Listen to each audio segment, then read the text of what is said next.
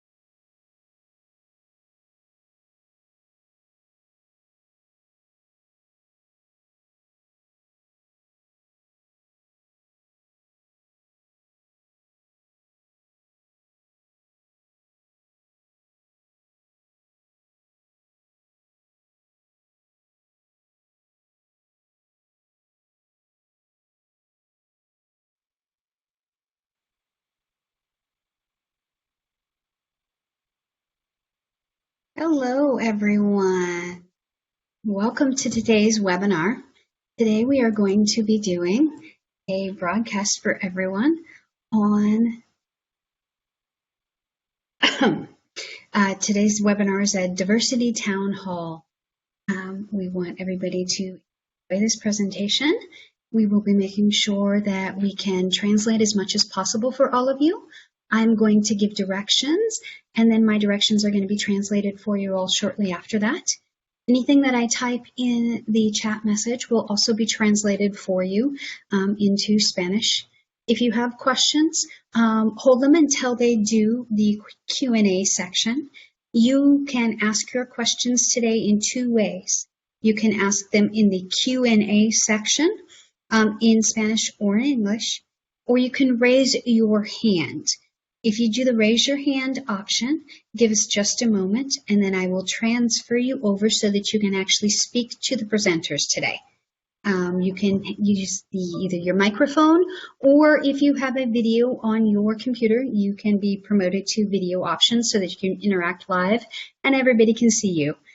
You don't have to have your video turned on if you don't choose to. Don't worry, that's optional. That's your choice. Feel free to chat amongst yourselves in the chat area if you'd like as well. And always remember, in the Q&A section, if you want to, your questions are anonymous if you'd like to. This is a safe space after all. I hope everybody enjoys, and I'm going to make sure that our slideshow starts for you guys, and you guys enjoy today's presentation. Carlos? Want me to say something to you? Bienvenido, mi gente. Un saludo a Puerto Rico. Habla Carlos Rodríguez aquí. Mira, si ustedes tienen una pregunta, usted tiene dos opciones, ¿ok? Primero, usted puede usar el chat, ¿ok? Si tiene preguntas, ¿ok? Dice que es un Q&A, right? Esa es una opción. Y también, si quiere hablar con nosotros, usa el botón, dice que levante la mano, ¿ok? Después de presión, el símbolo que dice levante la mano, usted va a preguntar a la gente aquí, ¿ok? Gracias por venir y a ver si qué pasa hoy, ¿ok? Gracias.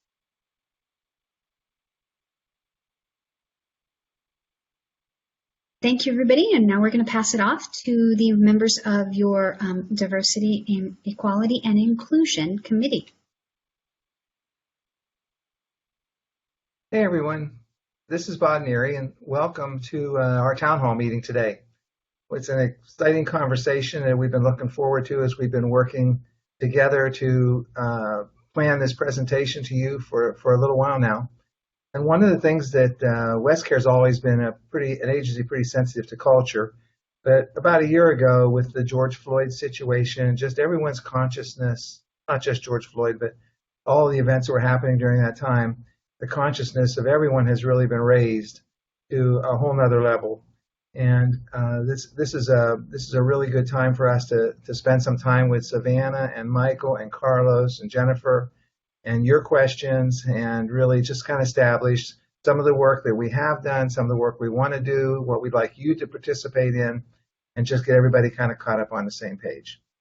So I'm serving as your facilitator today, and I'm going to ask some questions to help just get the project moving along, and Savannah and Michael will be giving us their perspective, and Carlos will be translating as needed. And so to get started, let's just say that Michael and Savannah, you guys have been really involved in the whole cultural diversity, equity, inclusion movement within WestCare. And I know that Dick has, personally kind of asked you to shoulder that responsibility. And so to kind of get us started, maybe if you each could tell us a little bit about why this project is so important to you, both professionally and personally. Well, I'll go ahead and jump in there. You guys, I'm Savannah Jones. Thank you guys for the time and for joining us today. We really appreciate the opportunity to be able to connect with you and talk about this subject. And Bob said it very well. Dick has asked for our personal commitments and our professional commitments to ensure that we are keeping diversity at the forefront of our business, whether that's within our staff and our clients, our communities, and everything that we touch. And so for me, that was something that I was quickly raising my hand to do. I strongly believe in that from my own personal background as well as my professional role within the organization, that it's important, it's valuable. And I see the diversity around our organization. And I think that there's an opportunity for us to be able to rise above some situations that have occurred, to be able to support our communities and our clients and all of our staff with dignity and respect. And so for me, personally, my family is incredibly diverse. And remember, we were sitting about a year ago, COVID was getting started. It was really stressful. We were all dealing with those things on top of social injustices that were happening and impacting all of our communities and our families, and some of us even personally. There was a moment for me that I felt fearful to have my son go to the park. And seeing my husband go off to work every day wearing a uniform, and while knowing that my son, who's biracial, is targeted in some ways other than my son who is not. And so those are things personally for me that we deal with those conversations amongst my family. We have open, honest Savannah, conversations. I'm sorry to interrupt, but are the people from Puerto Rico are saying that they're not getting any translation service to them right now? I just saw it in the chat. I I'm apologize. so sorry. Okay. I wanna go ahead Is there a way to correct that? I mean, If they want to try to turn on their closed captioning, they can. That might help with translation. And then we can have the, if that's not going to work, then we can have have it completely translated after. okay, I'm going to go ahead and send that message in a chat so you can keep going, Savannah, because I know we're time limited. Okay, thank you. No, thank you so much, Carlos, and my apologies if those things weren't working smoothly, but technology is a great tool. We'll figure it out, and my apologies if those things weren't as smoothly as we hoped.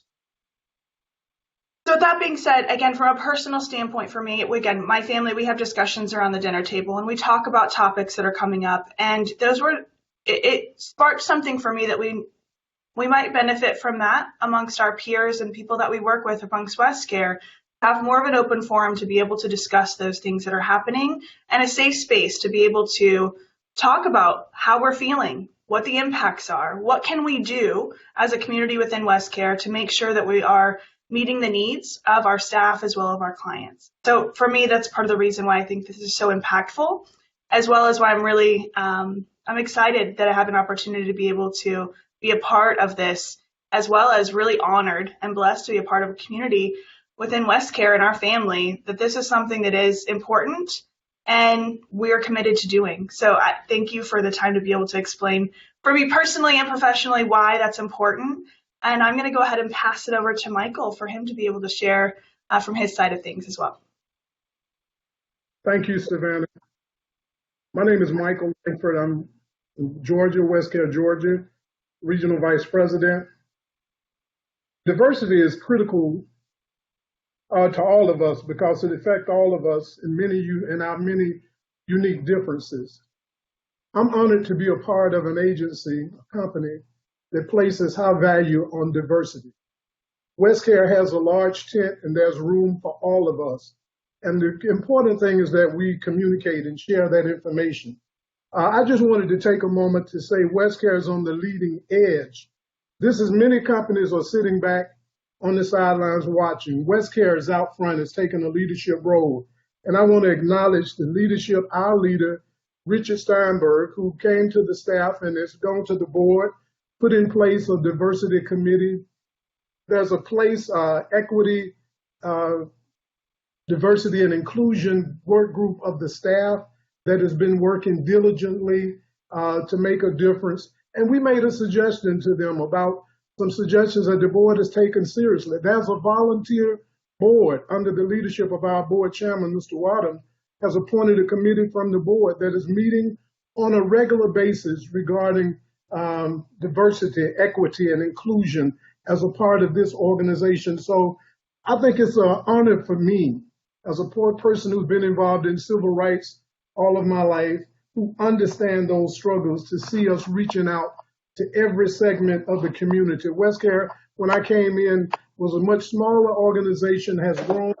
There are many challenges in our community, but to see WestCare out front, the foundation, taking a lead, making a difference, makes all of the difference. And when we talk about diversity, it is not just for me, it is a range of human differences, not limited to ethnicity, gender, gender identity, sexual orientation, age, social class, but it involves a lot of things that we have to consider. But I think the key is we are engaging in those discussions.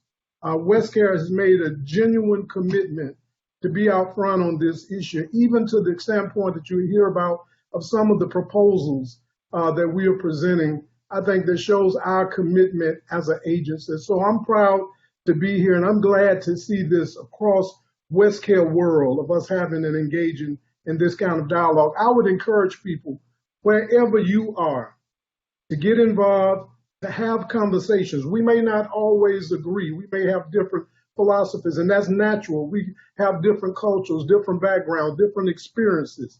But what we can do is sit down and reason and share ideas and reach some common ground. So again, I'm excited about this, and thank you all so very much for your participation here today.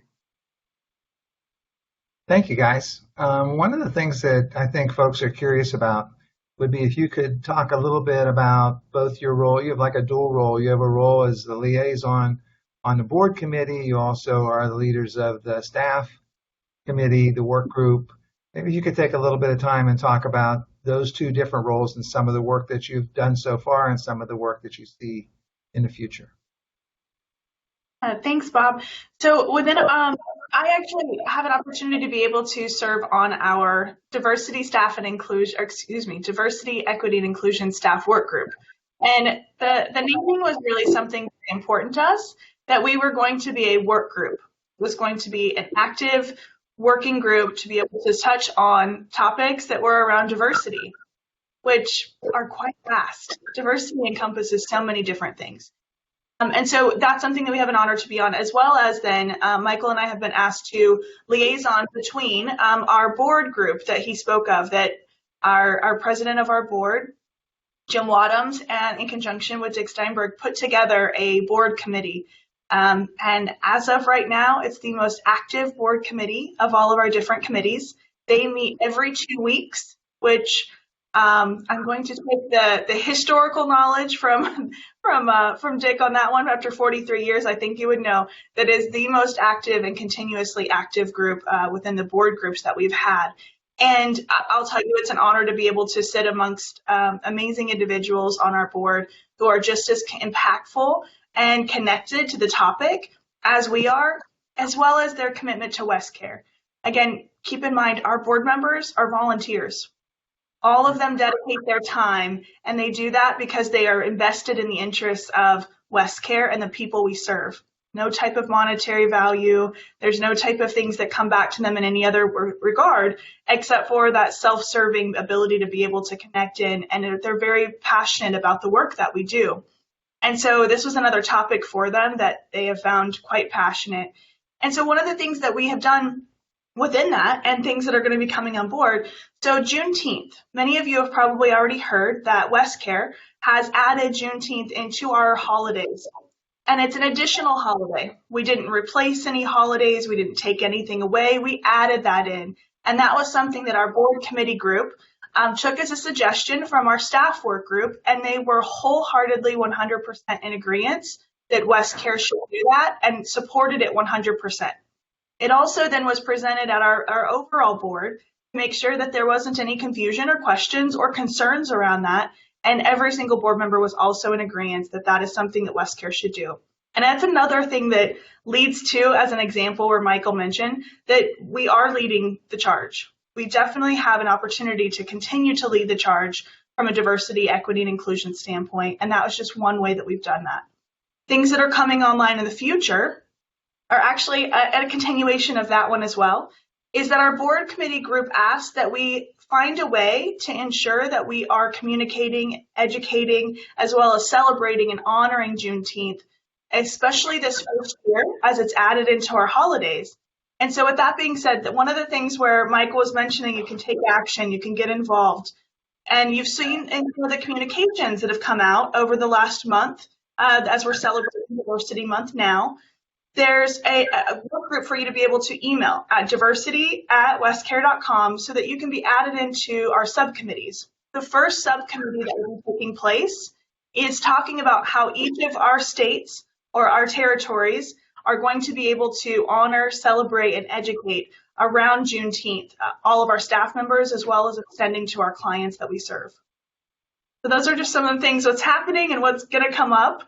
Michael, I'll let you speak to more. I'm sure I've missed some things as well of what we've got coming up soon on the future, on the docket. Well, what I wanted to do is just say we serve as staff on the committee working with staff as a filter that we can take information directly to the board who has a genuine interest and make diversity a top priority with them in inclusion and equity. You mentioned Juneteenth. I think it's critical. I was working with some of my staff, and people just didn't know what Juneteenth was really about.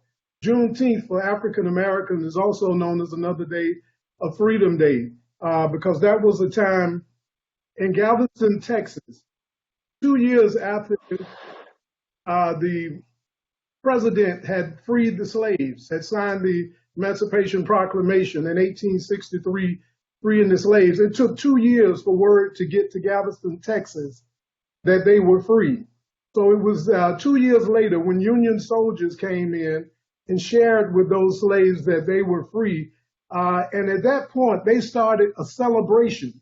They would dress up in their best clothes. They would have dinners, foods, and ever since then, 1 year later, after that, they started an annual celebration that has now existed for more than 155 years, Juneteenth. Why is this important? I'm just honored that WestCare would see this as something worthy of us honoring as a national holiday. Just to tell you where it's going now. Official companies are observing Juneteenth: Nike, Twitter, JCPenney, Target, Ben & Jerry's, and WestCare is one of the first nonprofit national organizations to be out front and take the lead in declaring this a national holiday. And I think Mr. Steinberg, our president, has made it very clear. We're not talking about another day for just hands off, because African American history, Hispanic history, everybody's Asian American history, everybody's history is American history. And so while we talk about Juneteenth and freeing slaves, that is a part of American history, and we hope that people will embrace it, that we can look at diversity and differences and the things that we have in common as a nation. So again, we're excited about where this is going, this official holiday. There's efforts in it now to make it a national holiday in moving forward. But Juneteenth to African Americans and many was like what Independence Day, the 4th of July, was to the United States in receiving their independence. So this is a big deal. It sounds like there's been a lot of kind of visioning about what we would like Juneteenth to look like as it evolves, and sort of the states having input into that, more like a Martin Luther King service day than just another holiday. Do you guys have expectations or ideas about what you would like to see from folks as we get closer to that Juneteenth holiday? Bob, I think this is an opportunity for our staff to be able to craft out and design what they want to see. And so I think it's an opportunity to be able to really, again, let's share that. Let's figure out what it is that our staff and our WestCare family would like to see from that day. And let's make sure that we can support whatever that looks like and be able to then share those ideas across our organization. And I can just share a little, because we have had some discussions with our team here in Georgia that I know we're planning some Juneteenth celebration would be the first that WestCare Georgia would be a part of this year. We hope that every state will have a committee and have representatives who are working on what their celebration or recognition should look like. But clearly, I see it as a hands-on day and not a day off information, where we're doing something, making a difference and helping to build all of humanity and strengthen diversity across WestCare world. So we think of diversity, and we think of that as sort of a competence that we hope that folks will have or develop further as they work at WestCare. Is there some plan to help with training staff or orientation of new staff, or what ideas are you all talking about as far as how we embed it into WestCare culture? Yes, so this is also another area to where, our staff work group has made the conscious decision that we shouldn't be dictating. One small group should not be dictating efforts across our entire organization, especially on a topic such as this. So this is where we will ask for participation from all of our team members to share ideas and thoughts on ways to be able to educate, train, and infuse more of a diverse culture within our organization to make sure that we're meeting the needs of all of our staff and, again, all of those that we serve. So while we don't necessarily have an easy answer to check that box for you, Bob, I think it's more important that in recognizing that We want the participation and communication to help move that along. And our staff work group has committed that we will be the ones to help move those things along, stay on task, organize that, but that we shouldn't be the decision makers of that, because that would not, it really wouldn't meet the definition of being diverse and equity and inclusion and all of those pieces. So we're really recognizing that we want that to come from a collective group of our staff so that we're not missing anything. And I think Savannah is absolutely right. If you notice the last couple of months, there have been some activities. This staff work group has been a working group. During Black History Month, every day there was information going out. During Women's Month, each month, during Disability Older Seniors Month, there will be activities going out. Disability Month, individuals with disabilities. Each month there are different days, and we will have information, but it's really being driven by individuals on the staff and volunteers, and we hope that that will take off in each state to where we're doing. That's what these diversity committees and groups can do in their area to ensure that we're having communication, we're having dialogue, we're called to action to do what we're called to do, and that's to uplift the human spirit. You know, that's I really appreciate both your sort of attitudes about not prescribing every step along the way with this. Is the best way for folks to get involved in it to come through the email site that we have set up, or are there questions that you'd like to ask now for people if you'd like to be involved in anything, to let us know how to do that? Yeah, Bob, I that's one of the reasons why we wanted to host this town hall today, was to be able to share some information about who we are, what we're doing, and also to be able to talk about how to get involved. So the best way to make sure that if you're 100% in and you're ready to raise your hand and join up is to email diversity@westcare.com. And then we'll start getting some communication and organization of those subcommittee groups so that we can get that involvement and participation. And another opportunity is now. We want to make sure that we can open up the opportunities for, I think there's already a raised hand. I can't see the Q&A right now because there's too many bubbles for me, so apologize, which is why we have amazing Jennifer Hilton to help us with that. We've got Carlos on the helm helping. So, but now is the time we want to open it up, all of you. We want to answer questions, and know this, that we're going to answer them to the best of our ability. We're going to make sure that we are doing the best that we can during this forum, but that doesn't mean this is your only forum to ask questions. You can reach out to that email address at diversity@westcare.com to ask questions as well. And someone from our work group will get in touch with you and be able to have some additional dialogue to be able to continue those lines of communication. And can I just say this, Savannah, right before we do that, and I'd love to hear from Carlos, who has been an active member of the committee, but Travis Landry, one of our vice presidents, played an active role and sent out a question to most of our employees asking, what did diversity mean to you? And I was just impressed and amazed with the kind of responses. You would be amazed the kind of feelings and emotions and passion that people have. So I would encourage people, the more people we get involved, the more ideas. It is proven to be good for this effort. So with that, I yield if Carlos wanted to share anything. No, thank you, Michael. Again, I think I'm just going to echo what people said. We're very serious. A lot of this was rooted in the George Floyd murder, which I think really sent shockwaves through many of our members.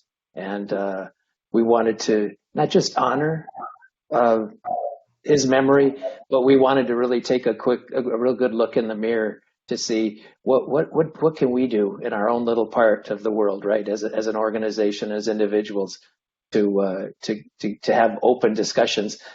People have been very vulnerable with each other. There's been tears who have been shed at times, especially people who have described things that have happened to them, like Savannah did at the beginning. And so I just want to let people know about that. I think we're trying to develop safe spaces for us to have some hard conversations. Thanks, Michael, for allowing me to speak a little bit. Sure. I think that's a really good point, Carlos, is that, Savannah gave a real life experience and Michael has given several life experiences. And, I think it's important that we find a way to reassure folks as they get involved that it's very safe, that many of us know that underlying this issue is a lot of emotional pain and a lot of pain from some experiences that people have had directly. And so I think it's, as we're asking people to become involved, I just want to reassure folks, and I know you guys have too, that this is a conversation or a place that, if you were looking at it as a trauma informed, you'd be saying it's a safe place, for folks to be able to have conversations, even if it's not the mainstream conversation, if it's something you see that's a little bit different, or there's room for that. So, Jennifer, you want me to come back to you now and you can help facilitate some questions? Yes, I'd be happy to. You guys have a lot actually coming in. You have 2 requests to have their hands raised. I've let those 2 individuals know that their requests have been approved. I just need them to accept it on their side and be ready to have their cameras on or their microphones on. Ready for that. Things are going to start rolling in. As far as questions, while we wait for them to come up, we do have several questions, comments, and feel free to like the questions or the comments that are coming in. The first one is from Anonymous. I do believe that diversity exists within the foundation, but my state and our staff of color, that is not staff of color, they're not sure that is true. What can we do to change the hostile environment where 90% of our clients are people of color and 85% of our staff is color? I think that's a really tough question to answer in this moment, hearing that. And for me, the way that I would like to be able to address those things is to be able to ask some questions to clarify so I can have a better understanding. So what I hear you saying, though, is that you see that there's a concern and you want to make sure that you're finding solutions. And I'm blessed. I'm happy that that's where you're coming from. So I would really ask and encourage you to reach out, give me a call. Let's talk about it. Let's figure out what we can do to help solve those challenges. And also maybe there's an opportunity to coach, to train, or again, to have some more of those exposure opportunities to show that we do have, because that first part of that statement, if I understood it correctly, is that this person states that they do know that there is diversity within our foundation, but in their state, they're experiencing something different. I don't know if you remember from the slide, the very first slide showed a map, and we are all over the place. And that does mean that based on certain geographic locations, populations are going to be different.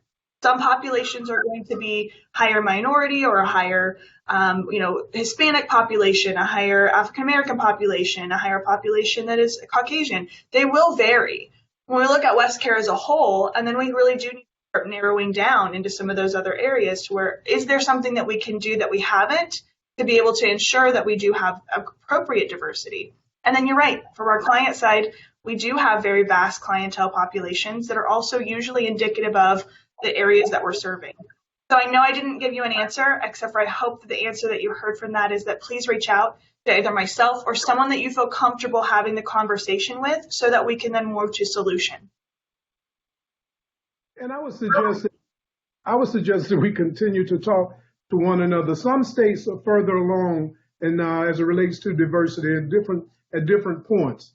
But I think the one thing that we can do is to start those discussions. And even all over the place, we realize that some of those discussions are going to be difficult discussions, hard discussions. People don't like to talk about race differences, challenges, inequities, other things that they may feel. But I think those are the kind, we get better when we have those conversations. So I would encourage you, across WestCare world, we have strengths and weaknesses. And I do it all the time. I'll use the strength of California, of Las Vegas, of somebody else to benefit me. So I would encourage you to take advantage of WestCare world and the family, and let's talk and let's communicate. This will be a reason for you in this work group and one of these committees. So I'm going to have our first raised hand interact. We have Diane Alvarez on the line with you guys. So she is live, and she does not have her camera on, but she does have her microphone on. Oh, no, she does have her camera turned on. So where's one of our other WestCare staff interacting live with everyone? Hi there, I'm Diane Alvarez-Mendez. I'm the HR director for the Florida region. I mean, most of you know me. Carlos, I don't think you and I have interacted. Michael Lanford, long time don't see. Absolutely. Bob, I see you more often. And Jennifer, you as well. Savannah, always. She even FaceTimed me today. Anyway, I come from a very diverse group. First of all, I can start by saying I was born and raised in New York, in the Bronx, where that was a diverse group in itself. I was one of the first kids to be bused from the Bronx to Manhattan in the projects to an all-black high school called Benjamin Franklin High School. Right. From there, I was born and raised in New York. My mother's Puerto Rican. My father is Cuban. And throughout the years, we all have integrated our family to different members. I have people that are bisexual, I have people that are gay.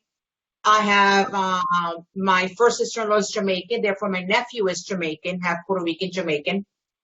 It's pretty interesting. And then I have my brother's grandson who's half Puerto Rican, half Jamaican, half Dominican. 1/3 of each, I suppose. I don't know which one he has more of. Hopefully more of me. But anyway, so it's a very diverse group. I mean, I understand how to interact with others, and people always make diversity about black and white, and now the LGBTQ is introduced, more often than ever. But there's a lot of different things. There is like economic, like you were saying, Michael and Savannah.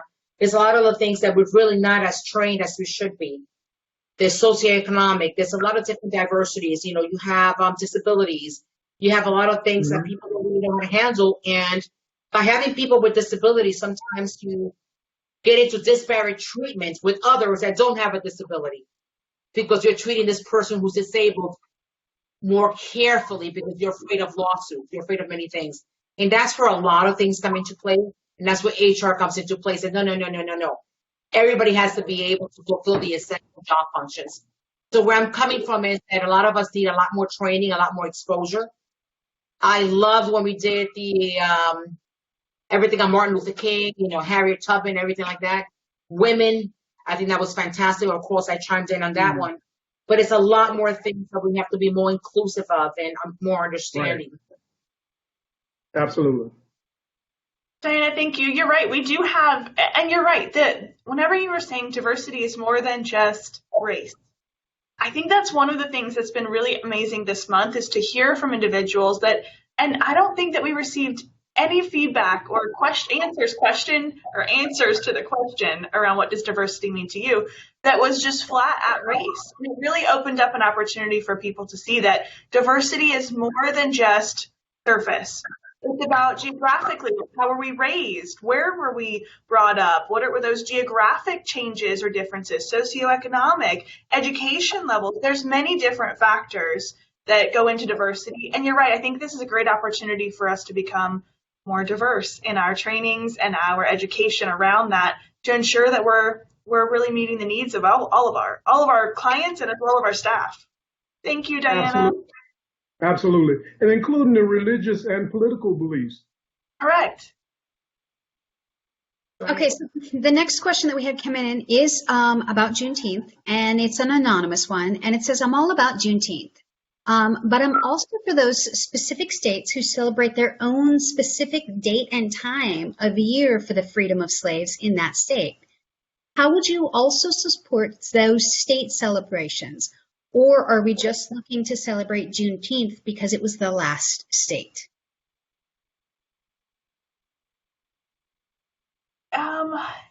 Michael, would you help us with that one? I want to make sure Let me tell you, Juneteenth came into effect because it was Galveston, Texas, and it was the last state to get the word. I think nationally, if there's going to be a holiday coming and there'll be a date set aside where people can. But in terms of people, there are groups who celebrate it at different times, and I would support that. But I think for our holiday, you got to have a date set certain, and we would put one in place that a date certain that would be recognized. Definitely, we encourage folk to celebrate Juneteenth and any other days that uplift human spirit that is good for our clients and our staff. But definitely in terms of that day, right now, Juneteenth got its name, for example, it was in June when they got the word. It was the 19th. And instead of going one, they combined them and came up with Juneteenth.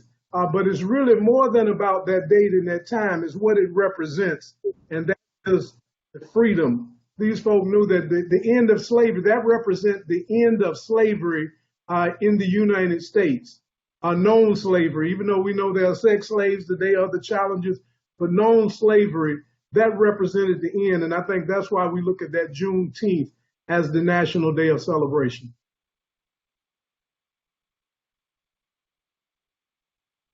I hope I came close to answering your question. I think you did. Okay, so the next question we have before we get to the next person who raised their hand is here in Chicago, Carlos and I are serving on a committee to celebrate Juneteenth with our local vendors. And I think that was Yolanda Bradley, just letting everybody know that's something her and Carlos are doing. High five, Yolanda and Carlos and all those that are involved in that. Thank you so much for sharing. All right. And then I want to check to see if we were able to get that individual. Yep, he's ready to go. We have a special person who raised their hand, a special guest. Hopefully his camera's getting ready to pop on here. Sean Jenkins raised his hand. So your next raised hand is Sean Jenkins. Hi, everybody. One of the things that I heard, one of the questions was that they felt like there was diversity. The person said they felt like there was diversity and inclusion at the foundation, but they didn't, some of the staff in their state didn't feel like that. And so how could we address that? And so I would say that this is a start. I think that we all probably, myself personally, I felt like we were farther along as a nation than we really were. And it was kind of disappointing, some of the things that we've seen. And it really just we have to be honest with ourselves. It's like assessing any situation and saying, where are we really at? And then you go from there. And so I think that with our CEO, with our board, and with these committees is the starting of that, is saying, hey, maybe we all thought we were a little bit farther along in equity and inclusion and diversity than maybe we were. And so this is the starting of that. And so I think that how you educate your staff is say, hey, you participate in these town halls, you get involved in some of the subcommittees, and you help educate us, because not one person within the senior leadership, our CEO, our board knows everything. And so we need people's opinion. We need to know how it feels. Sometimes we don't know, and we won't know unless you tell us. So I think that that's the important thing. And I think everything, you have to start someplace. And so to me, this is a huge commitment that WestCare has made to this. It's not a small commitment. It's not something that is going to be fixed overnight. It's something that we're going to continue to work on over and over. These aren't issues that just came up yesterday. They've been around, and we need to acknowledge them. Not only acknowledge them, we need to work on them, and we need to work on making things better. We may not be able to change the world, but we can change ourselves one person at a time, and be open and honest about where we're at in life, and try to understand, the biggest piece is understanding somebody else's point of view. So as soon as you say this doesn't happen, just because it hasn't happened to you doesn't mean it doesn't happen, and doesn't mean someone else's experience isn't true. So. Thank you, Sean. And Sean is absolutely right. I wish everyone could have been there yesterday. Savannah and I had an opportunity to sit in on the board meeting, the board committee diversity group. Richard Steinberg, the CEO of this company, takes the time to sit in. He was there for 1 hour and 15 minutes on the call talking about diversity. Every 2 weeks, he's a part of these calls. So I think, as Sean was saying, this is an opportunity for us to communicate at all levels, from the staff level to the client level. We get residents. There's no reason for WestCare not to be at the top of this game as it relates to inclusion, diversity, and equity. So, Sean, thank you for those comments. You're right on target, brother. Yeah, thank you, Sean, for also recognizing where that question was going, because I think you're right. And your statement of we have to start somewhere. And asking for that person's advice and suggestion on how we can do better is exactly what we need to be able to meet the needs. Absolutely. Thank you. Thank you. Hey, Sean, the other part that I was thinking about when you were talking was the one word that kind of stuck with me in that particular question was the word hostile. It said a hostile environment towards that. And I think that, I think that the purpose of the committee is really to try to, it's awareness, it's education, it's helping folks look at acceptance of other people's perspectives, all of that. But I think that, that's why my answer was more that, we have to make sure that this is a safe place for folks to have these discussions, and that word sort of doesn't make it safe.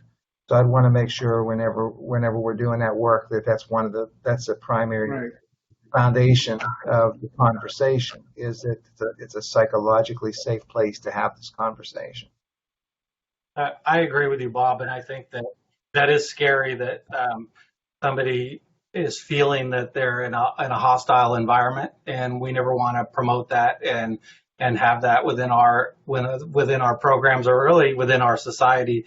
And when it does happen, we need to be able to report it and realize that we're going to look at every situation and look into every situation, regardless of what's reported, because you never know what's actually happening or not. And so we have had reports that you would think, oh, I don't think that would happen, but you go and look at it anyway, and you dig into the situation, and some you find out that they did actually happen, and we have to deal with them. So we take every report seriously, and we don't brush anyone off to the side.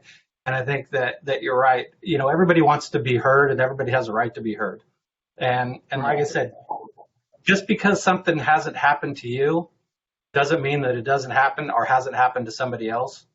And even we've seen experiences where two people have been in the same situation and they have two different feelings about the event that happened. So everybody's feelings are personal. It's how they feel. And so we have to acknowledge how people feel. Great. Thank you. Thank you, Sean. Okay, so we have Daryl, by the way, Daryl made a really nice comment, and I don't know if you want to read it, Jennifer. Yeah, we can do Daryl's comment. Let me scroll back up to his. So regarding the comment about celebrating each state or areas in recognition of the end of slavery, overall WestCare Juneteenth celebration would be a great opportunity to communicate what different areas of the organization to celebrate this what the different organization did to celebrate this occasion. It would be great to be heard this year, since some of those may have happened later in the year, but it would be great to see each area's celebrations and learn about what happened. Thanks for doing this event and your commitment to diversity.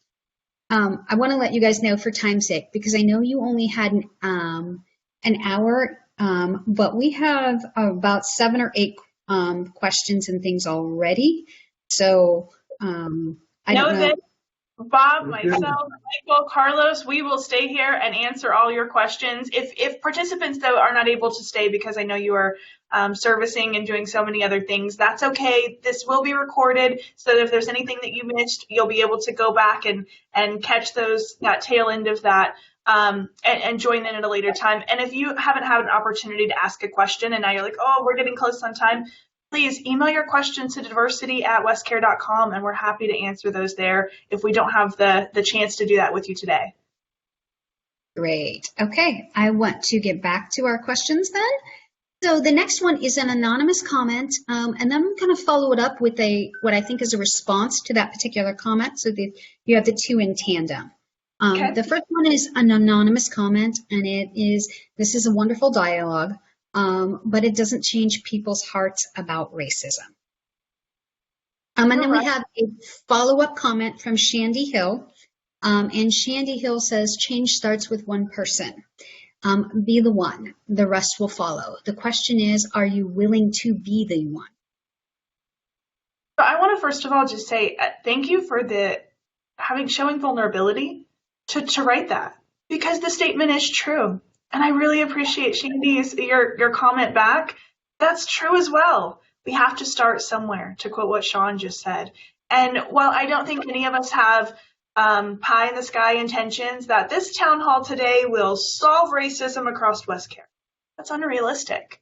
But I do believe it starts the conversation, and it does show WestCare's commitment and our commitments to addressing those challenges and meeting with you and meeting you where you are to be able to have discussions, to be able to help find resolutions and solutions to challenges that are occurring. And so again, I appreciate the vulnerability. Please, Michael. I think the efforts you will see here, it's important to point out this is not a sprint. This is a cross-country run. WestCare is in this for the long haul, and the commitment here is not a one-time thing. We want this to be a part of our fiber of who we are as an agency and what we do as we uplift the human spirit. And it's through that communications. The journey of 1,000 miles start with those first steps. This is a huge step for us in moving in that right direction. So again, you won't change a person's mind with one suggestion or conversation. But I think as we provide consistency and live, and they see that example and educate people, and I think as we talk, I have learned from people some beliefs that I had that I thought was now I realize just don't make any sense. That came about from communications, relationships, conversation, and having that dialogue. And sometimes that is uncomfortable, but sometimes it is always extremely helpful. So again, this is not a short thing or one-time event. This event today, WestCare has made a commitment for the long haul to be a part of this effort as it relates to equity, inclusion, and diversity. Okay. So the next question we have is from Jeannie Lewis, and Jeannie asked, do we have a plan for our clients?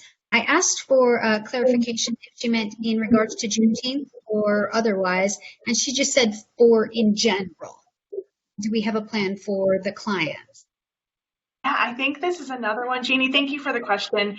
And Jeannie is part of our staff work group as well. So I think what she's also prompting is to share that this is not just for staff, because everything that our staff do, every single day is to uplift the human spirit of all of those that we serve in our communities.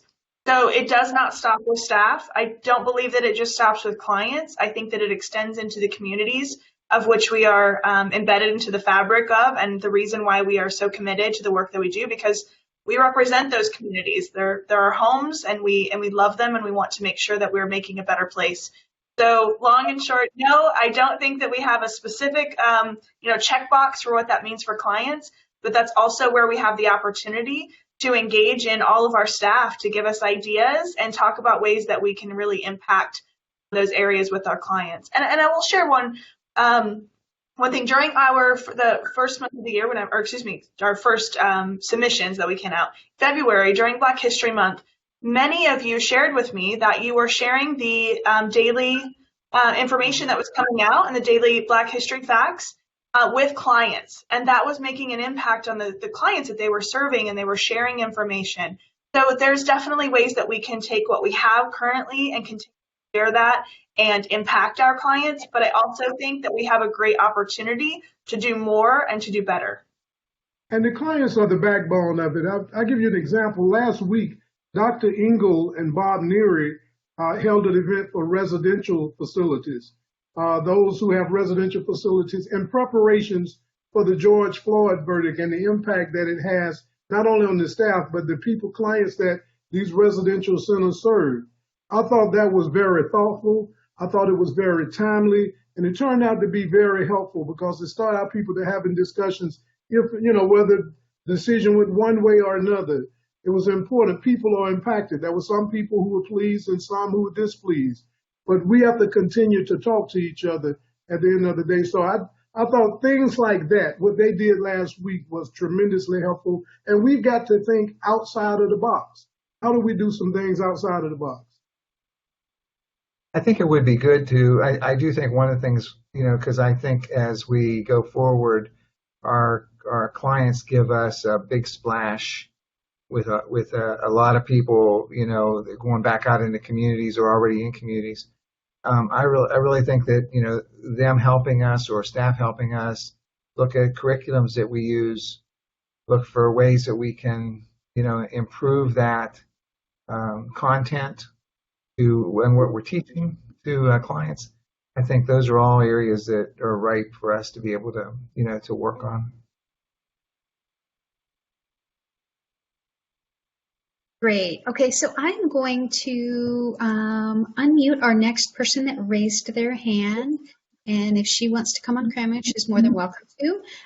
This is Costella Green from one of our Texas programs. Hi, well, And there's Beverly. So it says Costello, but we're seeing Beverly. Just into Costello's computer. We're actually, all of us are in one room watching the town hall together. Hi, Texas. All right. I did want to be able to just say to people on the phone as we were listening to and watching the questions that were coming in, one of the great things about this committee is the fact that it's centered on something that gets at the root cause of people feeling oftentimes how they feel about things being race-based or not race-based. And that is access to opportunity, access and availability to opportunity.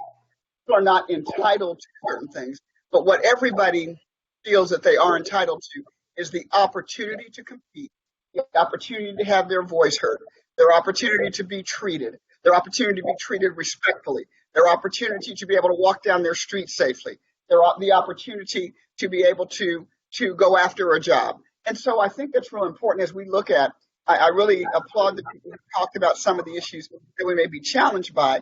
It's also talking about the opportunity for employment. So again, if your staff, as we look out across the kinds of things we want to be able to do, all of us can be the ones that help to create opportunities in whatever case it is, whether it's opportunities to try to recruit more people of color as counselors, as members who are going to be treating people, or the opportunity to engage the community in dialogue, or the opportunity to serve on the committees that have been set up by the diversity committee. So if you want to make a difference, most importantly, what this committee has done is to open up opportunity. So I just wanted to be able to say that, and thanks for everybody for participating.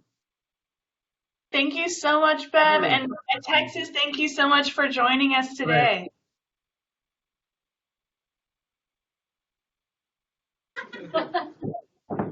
Can I add something real quick? Please. Since I've been tracking the chat, so I want to make sure. Hopefully, we can record a lot of this stuff because people are giving us some work. Diversity. So we heard from an ex-lifer. That's part of diversity. We heard from somebody who was adopted. We heard somebody that has a fundamentally different religion than Christianity, a non-religious person. We heard from a person that said, how do you deal with specific comments like, what more do you want, you people, when George Floyd died? So we want to, so this is exactly where we're headed. We want it, and it's not just a place for people to like just express themselves, but we're grappling with some real stuff that we want to make sure at least our agency changes, right, and things. So I appreciate that. I also, again, obviously, for me, and I appreciate Marianne Noy for jumping into and putting some stuff in the chat. Is we have to respect people's different languages, right? Tenemos gente de Argentina, de Puerto Rico, de varias partes de la compañía, y es muy importante que tenemos una comité o algo así de hispanos parlantes, okay, para discutir en realidad qué es la diversidad aquí en WestCare. So we really have to have like Spanish speakers that feel part of it, maybe even have a committee is what I'm saying, to really address like what is it to really have a diverse company with different languages spoken. Okay, that's enough. Carlos, or I'll talk all day. Thank you. All right, on to our next questions. Or, sorry, I wanna Savannah. I'm so sorry, Jen. I want to mention that what Carlos was mentioning around the chats, and again, I think it's challenging for us as presenters to really stay on top of that, but which is why we have some assistance.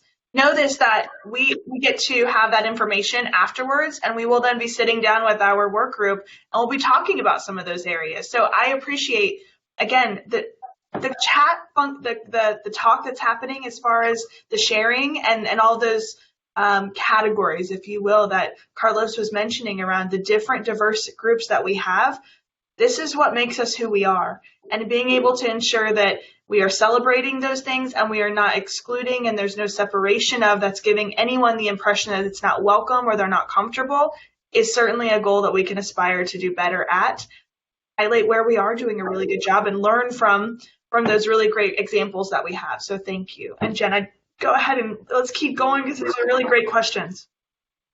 Yes. And, I do want to let you know, if you did post it anonymously, nobody knows. It still remains anonymous, even when I forward on and share on the Q&A and the chat messages with everybody else.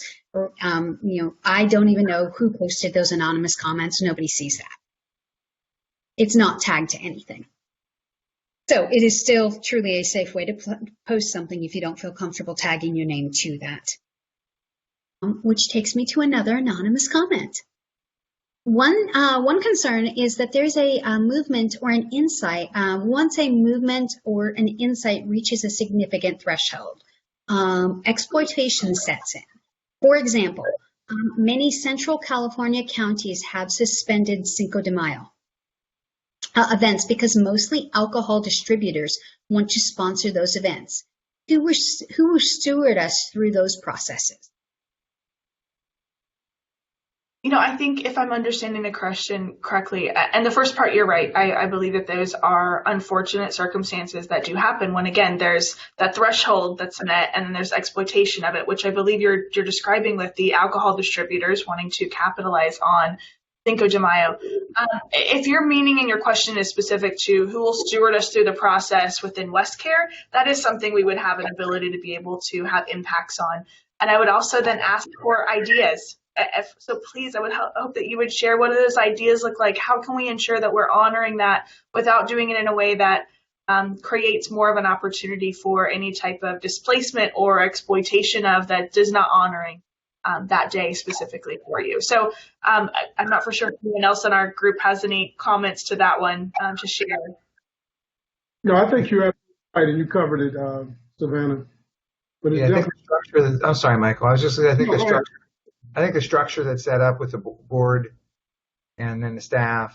I think that there's a structure there that guide us pretty well as we go forward in terms of trying to make good decisions.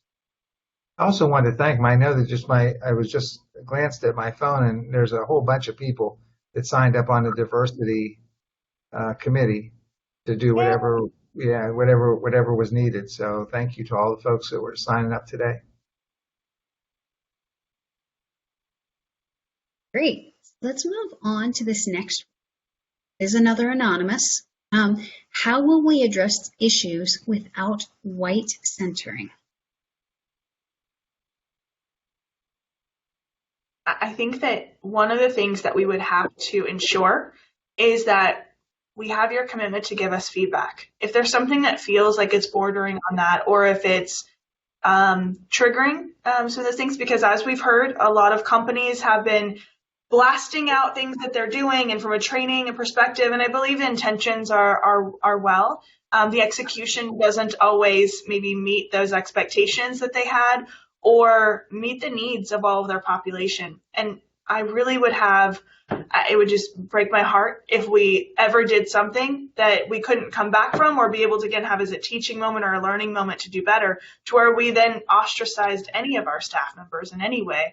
And so I don't foresee that we would have an opportunity to fall short here, but I also, we're human. And we want to make sure that this is one of the reasons why we're opening this up to more than just a collective small group, that we're not missing areas of opportunity to really make sure that we're not disenfranchising one group to rise up another group or elevate or celebrate any other groups in any other way. Because that's the opposite of our goal. In addition to WestCare being a transparent organization. I mean, this is an opportunity for us to hold ourselves as an agency accountable. And that's why I think the dialogue and the involvement at different levels is critical, people being involved. But this communication and the dialogue is just critical.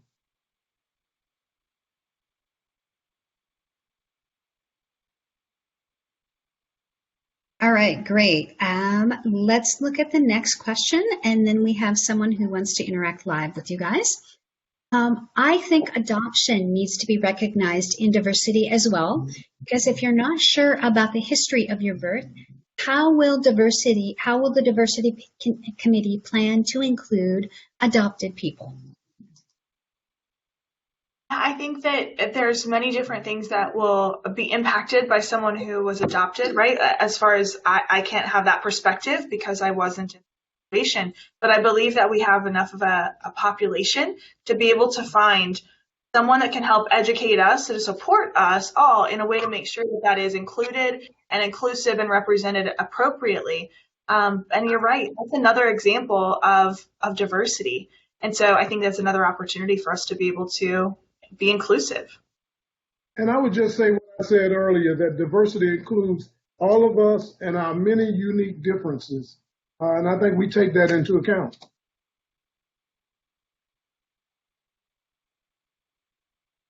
Great. Okay, so let me check to see if our other interactor individual is ready.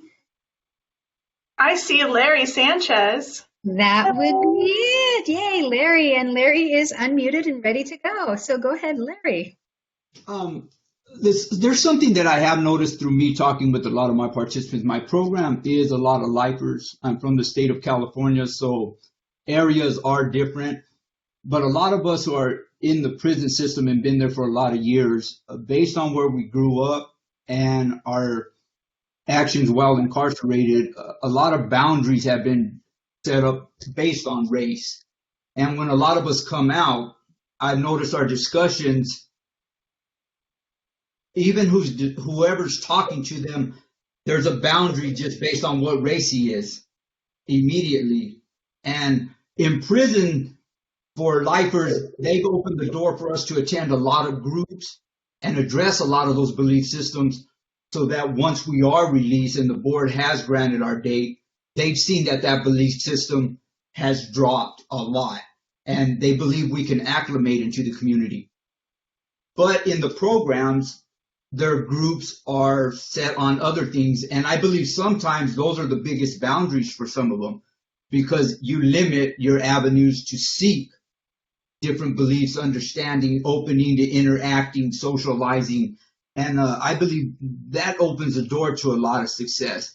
That's what I've noticed, me letting go so many of those beliefs that limited who I interacted with, changed the world for me. And it's funny, but unless you learn how to change that and be real open and be diverse, I believe you're closing yourself to be completely who you are. And a lot of the times, I think our questions are, well, what's wrong with you? When the question a lot is, what happened to you to create this belief? What happened to you that made you think that way?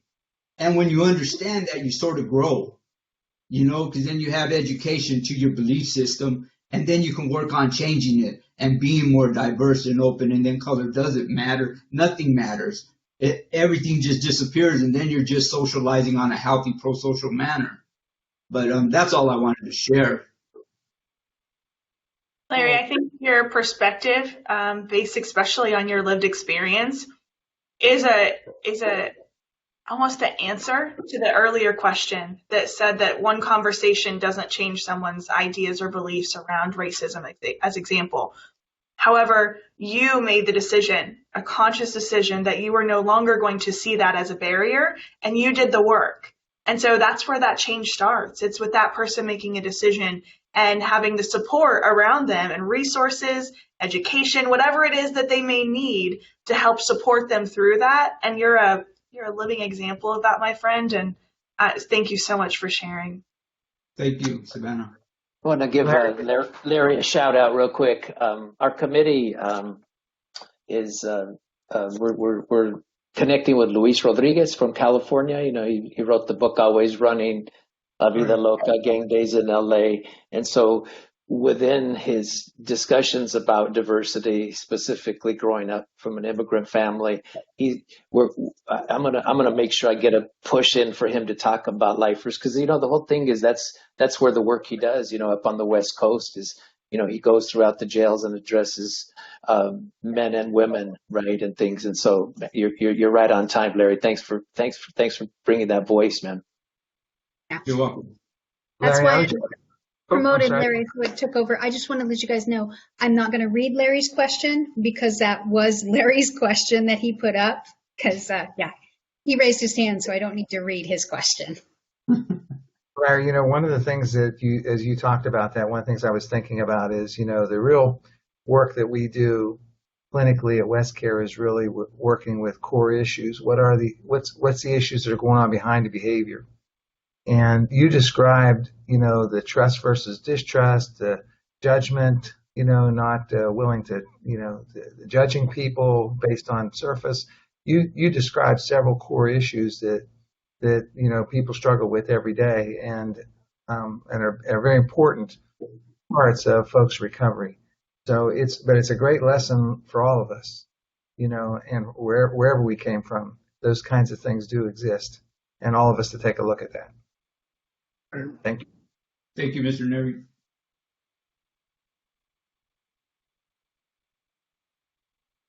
All right. So our next question is in regards to adoption. How are we addressing family planning for LGBTQ employees?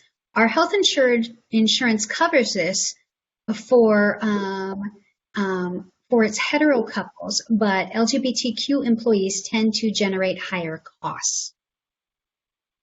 So I can speak to some of that also as my many hats, and I am part of the group of our employees who deal with our benefits. So one of the things that we made some drastic changes this year to our health benefit plan was to offer the opportunity for WestCare to have more control as a decision maker in our coverages. So this is a great opportunity for us to be able to hear what the needs are of our staff so that we can see how we can meet them, or if it's possible for us to. Because one of the things, again, you would have noticed is there's been a reduction in healthcare cost to you as personally. There's some lower options, and then adding in the wellness program to make sure that if you selected the base plan, that's a $50 a month for the employee only cost. If you are participating in the wellness program, you could actually have $0 that's coming out for that. So that's all in an effort to ensure that we're meeting the needs of our staff, why we've made a lot of changes. So this is one that I think that we would love to be able to hear more about what those impacts are, and we'll connect in with our broker to see what changes we can make, because, you know, families are a beautiful thing, and so we want to help support regardless of what your family dynamic or the combination of that is. We want to make sure that we figure out a way to best support you. So, Savannah, I'm going to bring up something that did come up actually on our cultural competency training last week for Puerto Rico, that a lot of them can't participate in the wellness plan because it's not offered in a Spanish version. Not yet. We are working with our vendor, and we have commitments that they will be coming online soon with everything translated and to be able to be more interactive to our Spanish speaking population. So yes, please know that those are things that we are fully committed to from our Paycom system, from all of our systems that interact with all of our employees. Our buying power to get in with those groups to be able to then move those changes. There are very limited groups that we can have fit all of our needs from a business standpoint that would actually have those set up already. So those were asks that we have commitments from those vendors to ensure. So I apologize that it is not immediate, but I do promise that we are working on getting those moving very quickly. Carlos, if you could translate that for me in the chat, I would greatly appreciate you doing that for me real quickly. I think they'll appreciate hearing that one. Awesome. Good. I was busy chatting with somebody, so hopefully I'll get the most of it. It's coming, I promise. Okay, on to the next one. I feel like WestCare tends to contain Christianity leaning culture. As someone whose religion is not the popular one, what can we do to feel comfortable around my workplace without the fear of judgment or misunderstanding? Again, the vulnerability to be able to share, again, something that just exposes more of the different ways that diversity does exist within our organization. First of all, I never want anyone to feel that they're not comfortable to do so, but also to respect that decision of that each individual of what they are comfortable sharing and what they're not comfortable sharing. But also, if there's a way that we can make that better, if you wanted to reach out to any one of us so we can have some dialogue, see how we can support you. I don't know that it's an easy, quick fix answer that I could tell you right now, oh, just, wear this shirt and it'll be all fine. It's not that easy, but I do believe that we can work together to make it more comfortable and to be able to talk through any of those, because it might also just be a perception of some, but it might not be accepted, and until we try, we don't know. But I also want to make sure that when those efforts are made, that it's the right time for you and it's comfortable, and that we can assure that we have the right things in place to address all of the staff appropriately on what that means for them and how they can be more inclusive.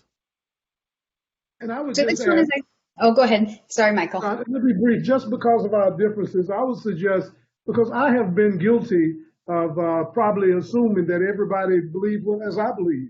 And I think sometimes we have to be made conscious and aware that it is offensive and not appropriate to everyone. So sometimes just a basic discussion. We had a discussion with someone and it changed. I mean, one of my best friends, my best relationship, we talk on everything, but we just don't have the religious discussion as often. But again, we have to respect everyone's right to be different. Of course. So this one I think is going to be an easy one for you guys to address. Diane made a great point about how diversity encompasses more than just race. All of these groups are mentioned. Are they part of the committee so that all the voices are present? So I will say that I believe that there are many different groups of checkboxes, if you will. Do we have this? Do we have this? And I'm not for sure that we've ever gone through and said, hey, do we make sure that we have someone from this age group? Do we have someone from this religious background? No, we have not done that. So I can't ensure that we have checked all the boxes, so to speak, which is also why we have opened our groups up to ensure that we are encompassing every different type of diverse background or diverse category, if you will, within our subcommittees as a larger group within that, so that everyone is represented. So please, I'm not for sure that we're going to check all the boxes with one small group, which is why we need to make sure that we are inclusive and we are expanding that reach. But I think it's absolutely safe to say that is the goal, to make sure that inclusive, everyone is included. So if we had to make some changes, do some other things, I'm sure the committee is open to that. Yes. I just want to let the person know that in May there's Elder Awareness Week, and the committee put me in charge of that. So I just want you to know that they're making sure there's good representation. So on that box, Bob has indicated we've checked that one. All right, to our next anonymous question.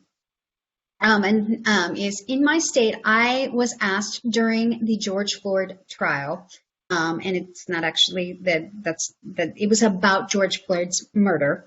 What else do you people want? And I do want to be part of the commitment to change. And there was an answer, Carlos answered that, that's a painful statement. And I think that's more of a comment than it is necessarily a question. Yeah, but I think it's also one to state that I believe also based on the person wrote the question or their comment, you people want in all caps. That is an offensive statement. Whether it was meant with any type of way of, what else can we do to assist? There's a different way that would have been said that would have indicated that person's interest in serving or to be able to rise above. But comments such as you people is separate. That is separating us from them. And that's not not solving challenges. It's not getting to the core of the issue. It's not doing anything to further a cause. However, I do believe that one way that we can ensure that those things are not happening within our organization is having the courage to be able to respond to that person and take a moment to educate them as to why that would be offensive. And giving an explanation and coming from a place of, let me help change this person's interaction with me right now. And that's not always something very comfortable for everyone to do, and I understand that. So if there's somebody that can help do that, please let us know.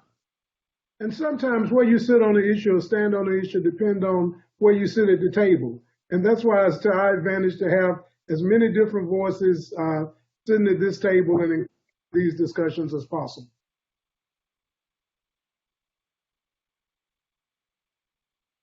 Yeah, definitely. I completely agree with everything you guys are saying. And then Travis wanted to chime in, your friend Travis Landry, who is also a member of the DEI committee. Y'all are so good. Great. This is great communication. He's enjoying listening on. And then, of course, Carlos made a comment to him that he's enjoying this too. You do have someone asking who's anonymous. They want a better education. Their question is, what is white centering?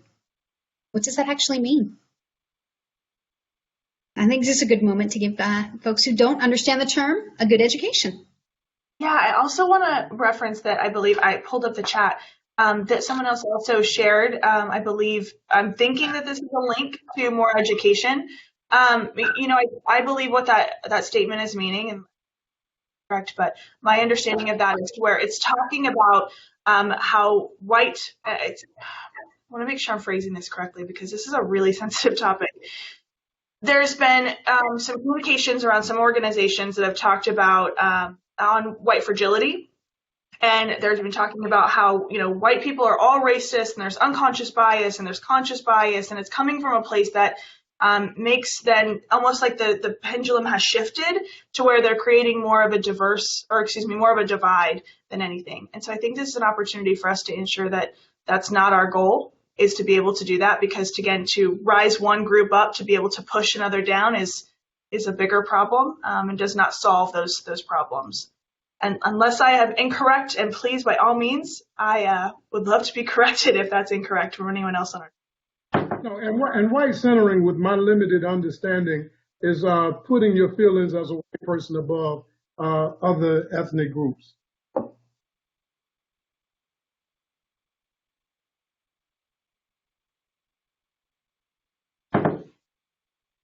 All right. Okay, so next question. Yes, and that was that link there. Was the next one was the link on what is white centering. And the next question we have is from Sean. Do we have any resources within WestCare that we can provide to our different teams? So I will say one of the things that we are doing right now, Sean, the great question. We're working on putting together more of a curriculum or a resource center and guides to be able to send out more on this topic. But one of those things that we wanted to make sure we were taking a look at is this accurate? Is this in any way more of a challenge? And so as we have heard, there's actually been one of the trainings that had occurred recently. It wasn't one of ours. It was one that was connected in for our staff. We received some feedback that there was something in it that seemed offensive. And after taking a look at it, it was a training that had been done years, I'm guessing was probably the more accurate time frame. And we reached out to our vendor and said, hey, this is some feedback we've received. We would like to see if this is something that could be changed because one of our team members found it offensive. Just one person reached out. We took action on that. And that vendor said, you know what, you're not the first to tell us this. This is starting to come back now. We are working on changing this immediately. And they did. So while we are putting together those resources, we're taking a fresh look to ensure that there's nothing that could come across in any way or that has been more expressed in recent activities or recent time frame that what is more offensive or how it could be offensive. So that does not mean we're perfect. We're taking that second glance so that we also, with that being said, if there is something that you have seen that is being represented by WestCare in any way, please speak up. Please speak up so that we can take the opportunity to be able to correct that or educate more around that as well. Yeah, and specific to what Savannah said, it took a matter of a day and a half to have it changed, have it corrected. And while we were the first to actually report it to the vendor, they got other reports within the same day, and it was changed within a matter of a day and a half. All right, next question. Just for our Spanish speakers, Susan Ronaldi just sent a message in the questions, and I'm sure you guys said it, but I want to say it again. And otra vez, el app WellRight o el bienestar, probablemente ustedes van a acceder la semana que viene, okay? So, qué buena noticia, ¿no? That's really good news that the app is going to be in Spanish within the next week. Great. It's coming. I promise. We're making moves. Okay. So that's exactly what we were looking for. So on to the next one.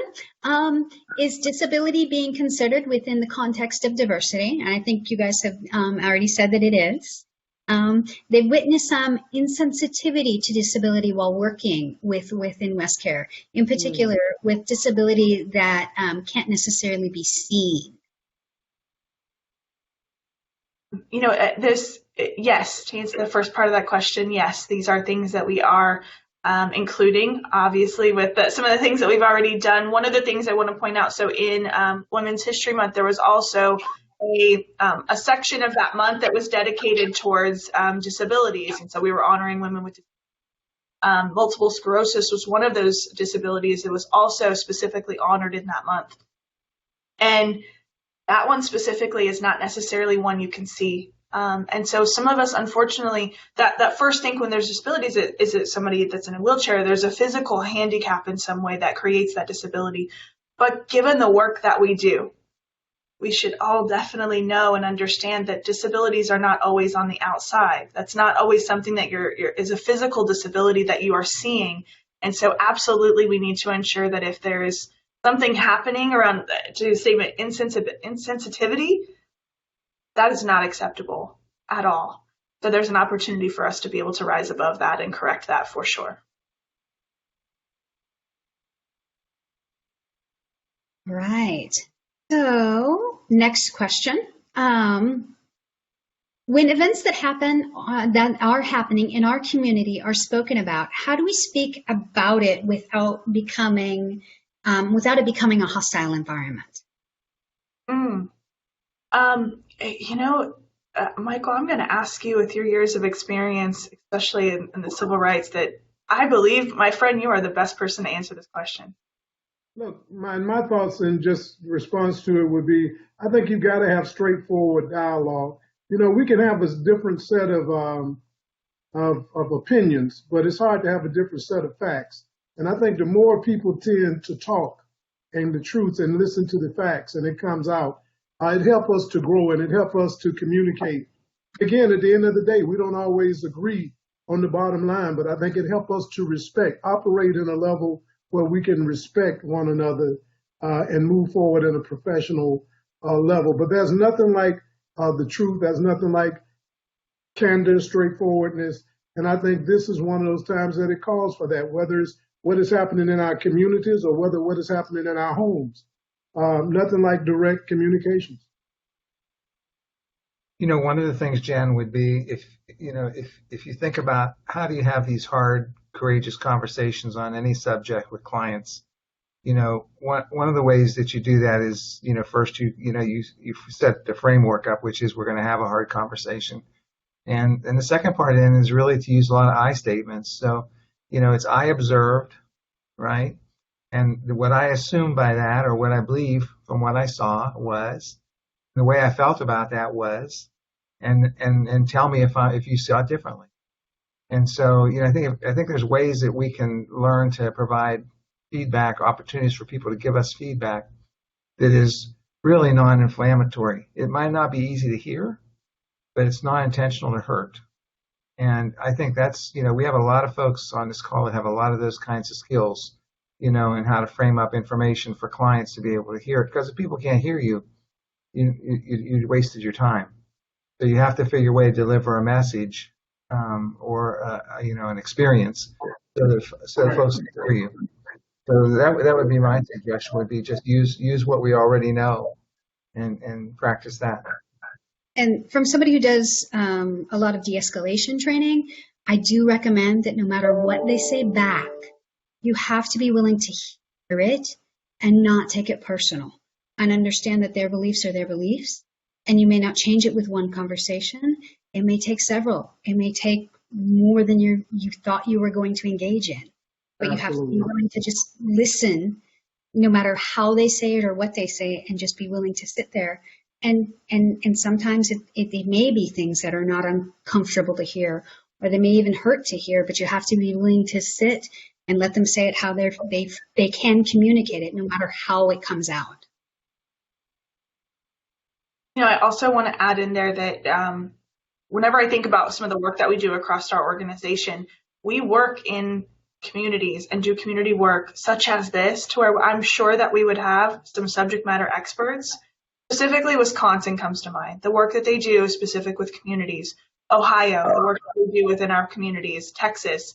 Reach out to someone in our organization who might have an opportunity to be able to give you some additional resources and share exactly what we are doing currently in our communities. As a resource, you've got a wealth of knowledge surrounding you somewhere within our organization. And if you don't know who that is, reach out to anyone on our team and we'll help get you connected.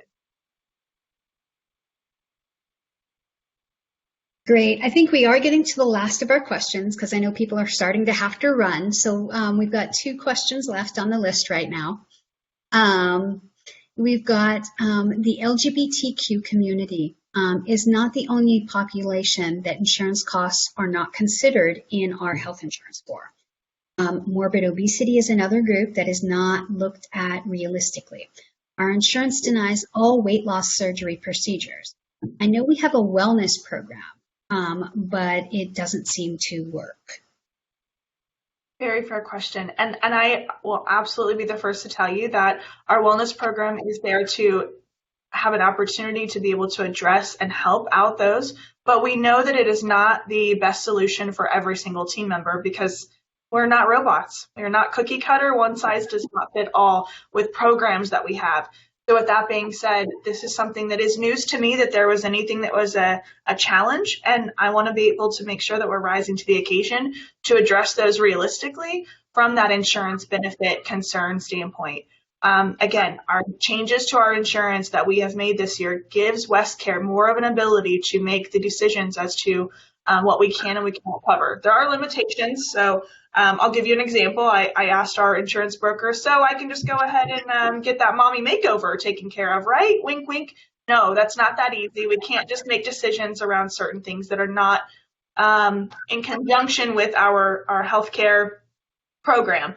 However, it does give us an ability to be able to expand more where we have the opportunity. So please, by all means, I would love to hear more about how we can see what is available, because again, we have changed insurance companies, and so there might be some things that that this person specifically, if they're speaking to, haven't been aware of as far as resources or more connections that we can make with our current insurance plan to get you some more of a response that you're looking for from the insurance provider. Great. Okay, so we have, I said 1, but we have 2. We have 1 that just came in after that one. Questions that need to be asked are not always received by the staff or the clients. With bosses, people in power that can change the court report of a client, and a staff can be laid off. I'm not sure I understand what the person is trying to ask right there.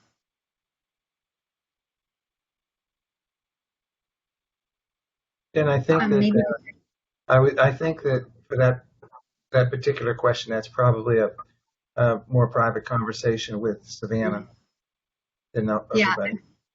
I think so too. For the individual that's asking that anonymously, it sounds like that you're maybe having challenges. So I would maybe message Savannah privately, and if you need to, you can message me privately in the chat, and I can pass that information on to Savannah confidentially.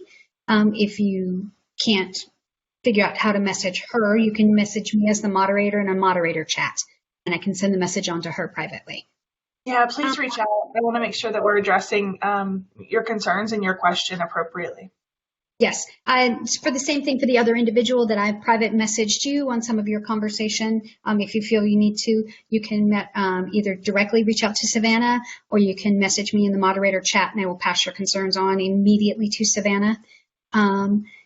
The last one was from Diane. This is an awesome beginning, opening up to the quorum for all to be inclusive and share our comments, beliefs, understanding our misunderstandings. Diane, I agree. This has been a fabulous thing. Hey, Yes. Jen, it looks like you're sharing your moderator screen. Oh, I'm sharing the wrong screen. So there we go. Okay, stop sharing. Thank you, Thanks, Sean. Dawn. I'm trying to share this one. There we go. Because as we end, I'm going to make sure that everybody can see those slides that we wanted you all to see. And the slides that we put together are just pictures around the organization from many of our staff, representing many of our different areas that we serve. The first one is a wonderful map of the locations where WestCare is represented. So again, please, we wanted to make sure that we had an opportunity to be able to highlight some of the beautiful faces and highlight some of our amazing staff. So thank you again for all of your time. Over an hour, I thought, man, we can go a few minutes, but this has been really great. And I really am excited that we were able to reach so many different teams across the organization. We tried to be thoughtful of the time zones that we serve. We serve in many. And I really want to appreciate all of the questions and the vulnerability. That really shows that you're very open to these conversations. And that means that we're ready to start taking more of an action and more of a place to be able to ensure that we are meeting the needs of as many. And from the conversations that you had today, or the questions and the participants, it shows that we have the right people within our organization to be able to ensure that we are meeting the needs from a diversity, equity, and inclusion standpoint. And so I'm excited. And Bob mentioned many of you have already emailed in because you're excited about joining our subcommittees. Please hit us up, send those emails. We're going to get you added in very soon, and you'll hear back from us. Michael, Carlos, Bob, any closing words? Briefly, I just wanted to say thank you to everybody. Look forward. I think great things are going to happen as a result of these discussions. So thank you for your participation. Look forward to being a part. Thank you. Sí, mil gracias por todo. Ya se acabó la fiesta. Thanks very much, everybody. And the party's over with. Thank you all. Thank you, everybody. We're going to end today's broadcast.